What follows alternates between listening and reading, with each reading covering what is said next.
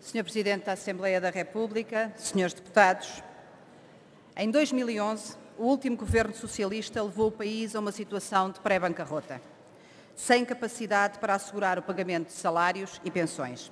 Portugal está hoje inegavelmente melhor, depois dos sacrifícios feitos por todos os portugueses nos últimos 4 anos. Todos os indicadores o comprovam. O desemprego desce para valores inferiores aos que herdamos, o emprego aumenta, a confiança de consumidores e empresários está em máximos de muitos anos, o índice de bem-estar continua a aumentar, as exportações têm no PIB o maior peso de sempre, o turismo cresce em número de turistas e em receitas ano após ano, a escolaridade obrigatória chegou ao 12º ano e o insucesso escolar recuou, o número de alunos que entraram no ensino superior neste ano letivo aumentou significativamente. Estes são apenas alguns exemplos que espelham a realidade do nosso país, cuja evolução positiva é reconhecida por todos quantos acompanham Portugal. Só a oposição não o quer reconhecer. A consolidação das contas públicas desempenha neste quadro de melhoria e de recuperação da confiança um papel central.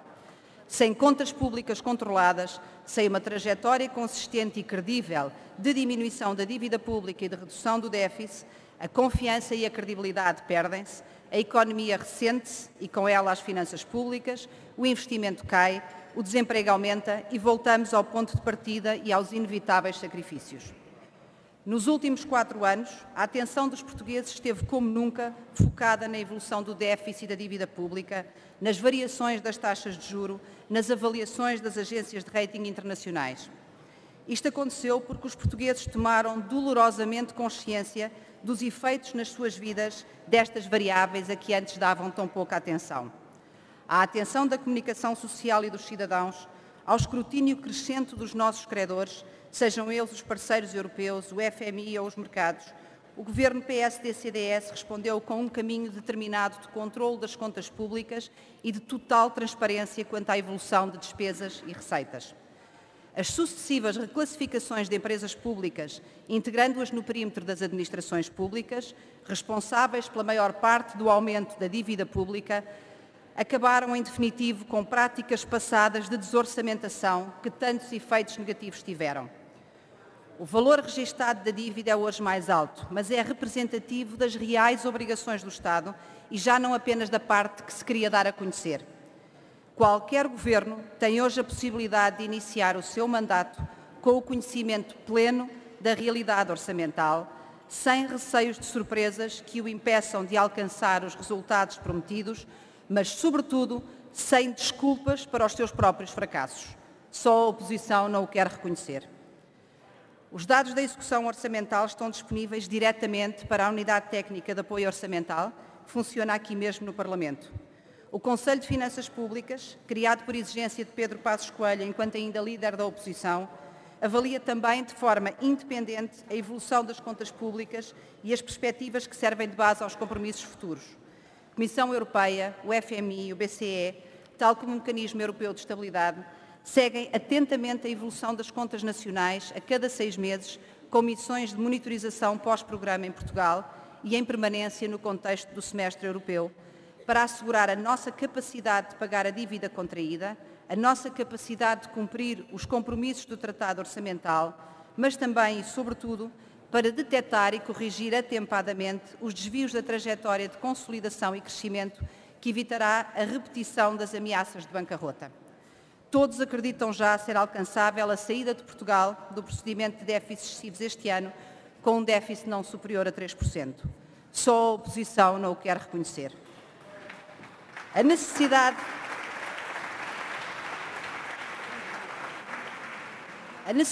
de consolidação das contas públicas não é uma questão ideológica. É uma questão de realismo e, sobretudo, de responsabilidade.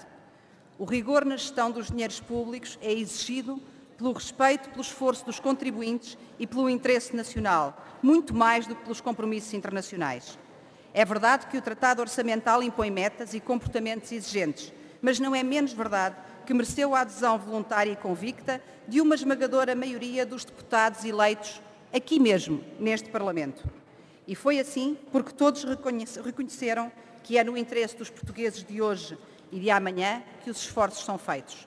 E porque todos sabemos bem demais que os desvios da trajetória de consolidação por aqueles que procuram ganhos políticos de curto prazo serão pagos por nós, pelos nossos impostos, com a perda dos nossos postos de trabalho, com a redução de oportunidades para os nossos filhos, condenando as próximas gerações à precariedade e à incerteza. A indisciplina das contas públicas mina a confiança e a credibilidade que sabemos bem se perde tão rapidamente e é tão difícil de reconquistar.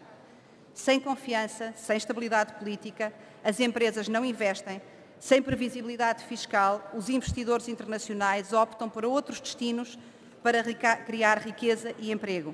E as desigualdades sociais que persistem serão mais agravadas, a segurança social será mais insustentável, o Serviço Nacional de Saúde estará ameaçado. Este Governo não decide e não trabalha para os mercados. O que fizemos nos últimos 4 anos foi trabalhar para os portugueses, para que sejamos cada vez menos dependentes dos mercados, das suas percepções e dos seus comportamentos, que escondem durante muito tempo os riscos que corremos e que abruptamente nos retiram a confiança e nos penalizam.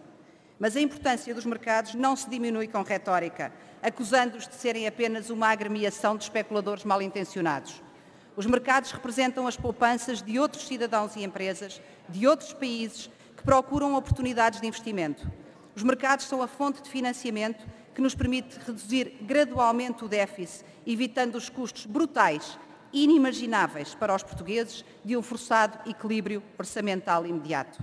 Mas os mercados são também o que permite ao sistema financeiro obter fundos externos para dar crédito às nossas famílias e às nossas empresas, já que a poupança nacional não é suficiente para financiar o crescimento económico. Reduzir a dependência dos mercados consegue-se reduzindo o déficit e a dívida pública, consegue-se honrando os compromissos assumidos e gerando confiança, consegue-se com a redução da taxa de juro e da percepção de risco. Não é, infelizmente, aquilo que estamos a ver nos últimos dias.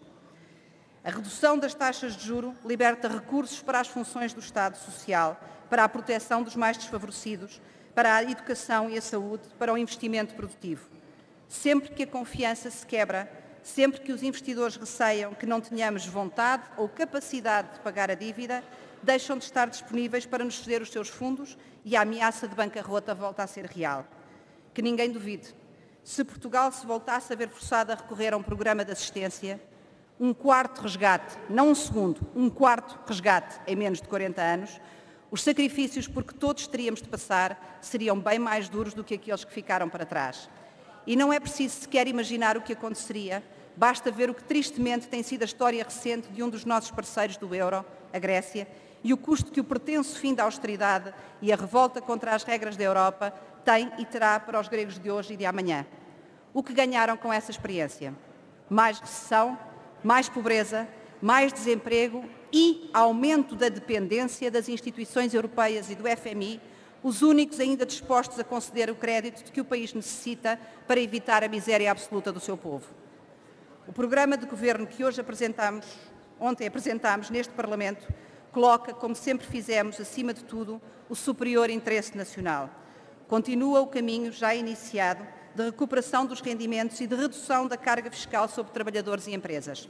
Falo com o gradualismo que a responsabilidade exige, assumo o compromisso de devolver rendimentos mais rapidamente, se tal for possível, sem comprometer o que já se conseguiu, e assegura que o rendimento recuperado permite planear com segurança e confiança o amanhã, que o que agora se recupera não nos será retirado mais tarde, em dobro, sempre de forma mais penosa, para mais uma vez corrigir os erros de quem promete o que não pode cumprir e de quem coloca interesses particulares à frente dos interesses de Portugal.